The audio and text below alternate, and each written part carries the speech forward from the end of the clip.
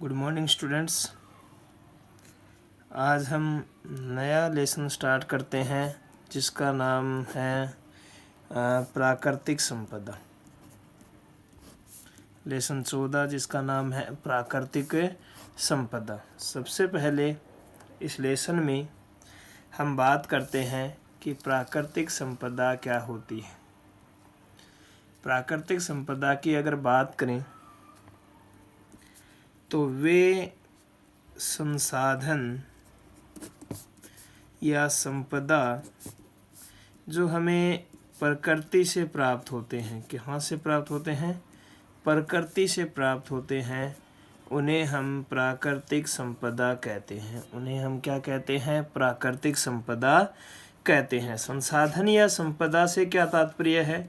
तो आप ये कहेंगे कि वे पदार्थ जो हमारे दैनिक जीवन में उपयोगी होते हैं, उन्हें संसाधन या संपदा कहते हैं। हमें श्वसन के लिए ऑक्सीजन की आवश्यकता होती है, CO2 की आवश्यकता होती है जो हमें वायु से मिलते हैं। इसके अलावा जल की आवश्यकता होती है, रहने के लिए स्थल की आवश्यकता होती है, भोजन की आवश्यकता होती है, तो अनाज की आवश्यकता होती है। जिस चीज़ की हमें आवश्यकता होती है, वे पदार्थ जिसकी हमें आवश्यकता है जीवन जीने के लिए, उन्हें हम क्या कहते हैं? संसाधन या संपदा कहते हैं। और ये जो संपदा या संसाधन हमें प्रकृति से प्राप्त होती है उसे हम क्या कह देते हैं? प्राकृतिक संपदा कह देते हैं। आगे हम बात करें तो पृथ्वी पर प्राकृतिक संपदा के रूप में स्थल, जल व वायु पाई जाती है। जल, स्थल और वायु पाई जाती है। सबसे बाहरी परत जो होती है पृथ्वी की, सबसे बाहरी परत, इसे हम स्थल मंडल कहते हैं। क्या कहते हैं? स्थल मंडल। पृथ्वी जो होती है इसकी सबसे बाहरी परत होती है जिस पे हम रहते हैं, उसे हम क्या कहते हैं? स्थल मंडल कहते हैं। पृथ्वी का जो 75% भाग है, 75% भाग पे क्या पाया जाता है? जल पाया जाता है। 75% भाग पे क्या पाया जाता है? जल पाया जाता है, जो पृथ्वी की सतह पर भी होता है तथा भूमिगत भी होता है, यानी भूमि के नीचे भी पाया जाता है। इस भाग को हम जल मंडल कह देते हैं। क्या कह देते हैं? जल मंडल कह देते हैं। वायु जो होती है ये पृथ्वी को कंबल की तरह ढके रहती है, पृथ्वी के चारों ओर पाई जाती है। तो ये जो पृथ्वी पर वायु द्वारा बना हुआ आवरण पाया जाता है इसे हम वायुमंडल कह देते हैं। क्या कह देते हैं? वायुमंडल कह देते हैं। और इन तीनों को मिलाकर स्थल मंडल प्लस में जल मंडल और प्लस में वायुमंडल, इन तीनों को मिलाकर हम संयुक्त रूप में क्या कह देते हैं? जीव मंडल कह देते हैं। क्या कह देते हैं? जीव मंडल कह देते हैं। स्थल मंडल जिस पे हम स्थल पे रहते हैं, जल मंडल जो जल से भरा हुआ क्षेत्र है, वायुमंडल जो वायु से भरा हुआ वायु का जो आवरण है, और इन तीनों को मिलाने से क्या बनता है? जीव मंडल जिसमें जीव रहता है। जैव मंडल जो होता है ये दो घटकों से बना होता है। एक तो होता है सजीव घटक प्लस में एक होता है निर्जीव घटक।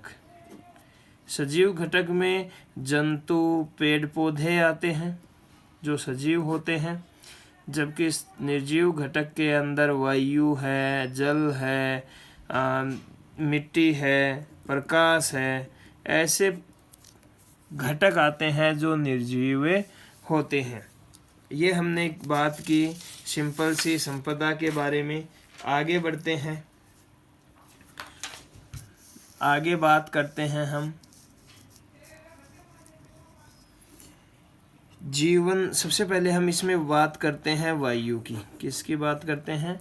वायु की। वायु के बारे में अध्ययन करते हैं। वायु जो होती है ये बहुत सी गैसों का मिश्रण होता है, बहुत सी गैसों का मिश्रण होता है। बहुत सारी गैसें होती हैं जो आपस में मिली हुई होती है।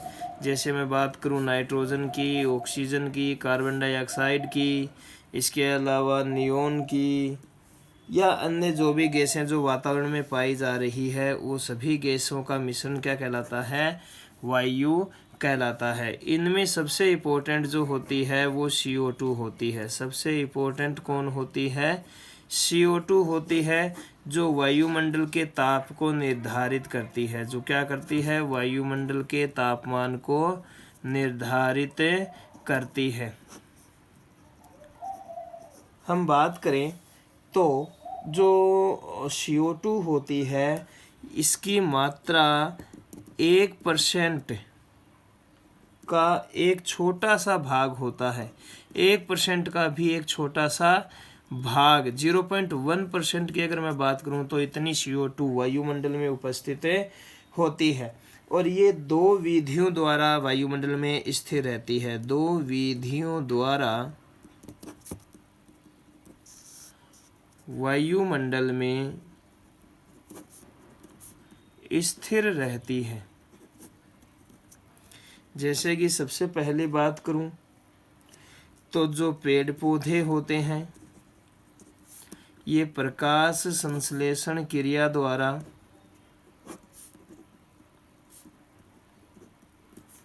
इसको उपयोग में लेते हैं, और उपयोग में लेने के बाद में इससे ग्लूकोज बना लेते हैं और साथ में क्या छोड़ देते हैं?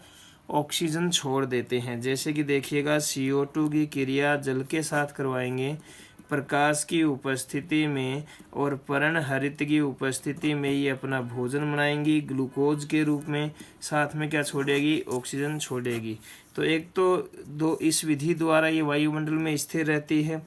दूसरा क्या होता है कि जितने भी समुद्री जंतु है, लगभग समुद्री जंतु समुद्र जल में जो घुले हुए कार्बोनेट होते हैं, समुद्र जल में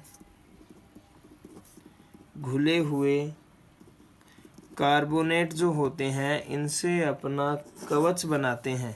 इस रूप में भी CO2 जो है वो इकट्ठी रहती है, वायुमंडल में स्थिर रहती है। ये 2 तरीके बताए मैंने आपको। इसके अलावा ऑक्सीजन जो होती है, अगर ऑक्सीजन की बात करें तो जो प्रोकैरियोटिक, कुछ प्रोकैरियोटिक की बात कर रहा हूँ, और मैं जितने भी यूकैरियोटिक हैं वो सभी अपने पोषण या ग्लूकोज जो इनमें होता है, इस ग्लूकोज को तोड़ने के लिए ऑक्सीजन का उपयोग करते हैं, जिससे ये CO2 और H2O में टूट जाता है। इस CO2 को श्वसन क्रिया के दौरान क्या निकाल दिया जाता है? शरीर से बाहर निकाल दिया जाता है, और बाहर वातावरण में मुक्त होने के बाद में इसे पेड़ पौधों द्वारा ग्रहण किया जाता है ताकि प्रकाश संश्लेषण क्रिया हो सके। आगे हम अगर बात करें तो जलवायु के नियंत्रण में वायुमंडल की क्या भूमिका है, इसके बारे में अध्ययन करते हैं। जलवायु के नियंत्रण में वायुमंडल की भूमिका। जलवायु जो होती है वो जलवायु जो होती है वो कैसे नियंत्रित होती है वायुमंडल से, इसके बारे में विचार करेंगे। वायु जो होती है हमें पता है ऊष्मा की कुचालक होती है। ऊष्मा की क्या होती है? कुचालक होती है। वायु जो होती है वो ऊष्मा की क्या होती है? कुचालक होती है। वायुमंडल पृथ्वी के औसत तापमान को दिन के समय और यहाँ तक कि पूरे वर्ष भर लगभग नियंत्रित रखता है या नियत रखता है। जो वायुमंडल होता है यह पृथ्वी के औसत तापमान को दिन के समय में, या हम बात करें पूरे वर्ष भर तक लगभग क्या रखता है, नियत रखता है, जिससे तापमान पूरे वर्ष भर एक समान बना रहता है। वायुमंडल दिन में तापमान को अचानक बढ़ने से रोकता है। जो वायुमंडल होता है यह दिन के समय में तापमान को अचानक बढ़ने से रोकता है, और रात के समय में, रात का जो समय होता है, इस समय ये ऊष्मा को बाह्य अंतरिक्ष में जाने से रोकता है, बाह्य अंतरिक्ष में जाने से रोकता है। यानी कि जो पृथ्वी होती है, इस पृथ्वी की सतह से जो ऊष्मा होती है वो ऊपर की ओर अंतरिक्ष में जाती है, और इस ऊष्मा को रोकने के लिए ऊपर क्या पाया जाता है, वायुमंडल पाया जाता है, जो रात्रि के समय ऊष्मा को बाहर की ओर अंतरिक्ष में जाने से ऊष्मा को रोकता है, और रोकने से ये ऊष्मा वापस धरती पर आती है, जिससे तापमान जो होता है वो लगभग क्या रहता है, तापमान नियत बना रहता है।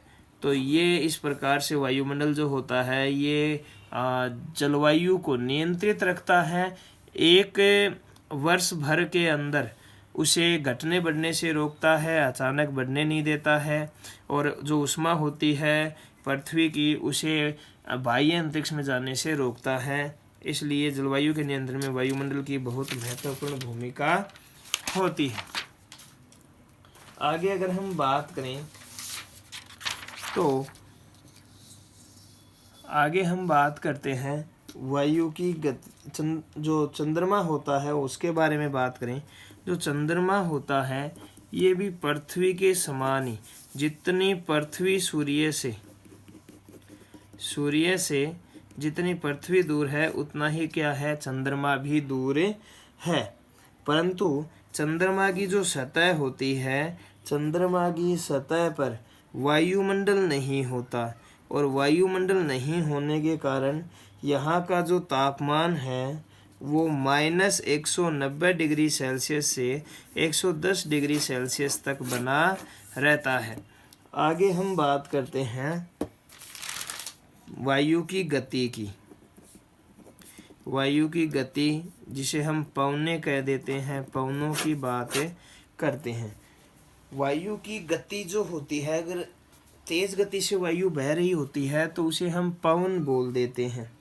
वायु की गति हमारे वायुमंडल में हवा के गर्म होने और जलवाष्प के बनने के कारण होती है। वायु की जो गति होती है वो हवा के गर्म होने और जलवाष्प जो होती है, जलवाष्प के बनने के कारण होती है। हवा गर्म होती है और वायुमंडल में जलवाष्प जो बनती है उसके कारण वायु जो होती है उसमें गति होती है। होता क्या है कि जो मान लीजिए तटीय क्षेत्रों की हम बात करते हैं, तटीय क्षेत्र जैसे कि हम समुद्र के आसपास के क्षेत्रों की बात करते हैं, तो मान लीजिए ये इधर समुद्र है,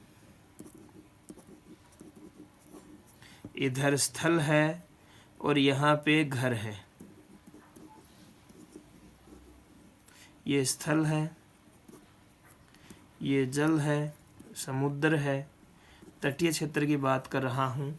थोड़ा सा समझने का प्रयास कीजिएगा कि हमें पता है कि स्थल जल जो होता है, इस जल की अपेक्षा जो स्थल होता है वो जल्दी गर्म होता है। दिन में क्या होता है, दिन के समय में धूप पड़ती है, और जब धूप पड़ती है तो स्थल क्या हो जाता है, जल्दी गर्म हो जाता है, और जल्दी गर्म होता है। और जो जल होता है ये स्थल की अपेक्षा थोड़ी देर बाद क्या होता है, गर्म होता है।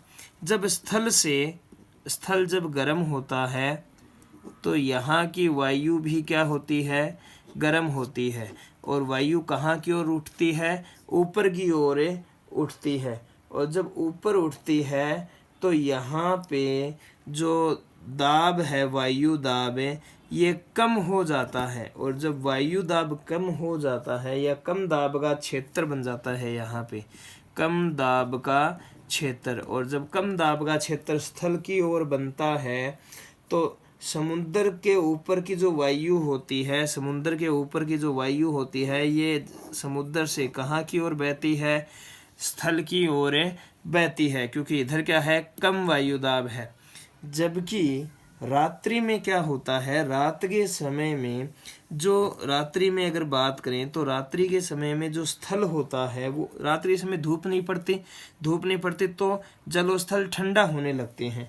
और ठंडा होने लगते हैं तो रात के समय क्या होता है, स्थल जो होता है वो जल्दी ठंडा हो जाता है, और जो जल होता है वो धीरे धीरे ठंडा होता है। तो जो समुद्र होता है ये धीरे धीरे ठंडा होता है, जबकि स्थल जो होता है ये जल्दी ही क्या हो जाता है, ठंडा हो जाता है। तो जो ये थोड़ा गर्म रहता है पानी, और यहाँ का जो वायु होती है वो कहाँ उठती है, ऊपर की ओर उठती है गर्म होने के कारण।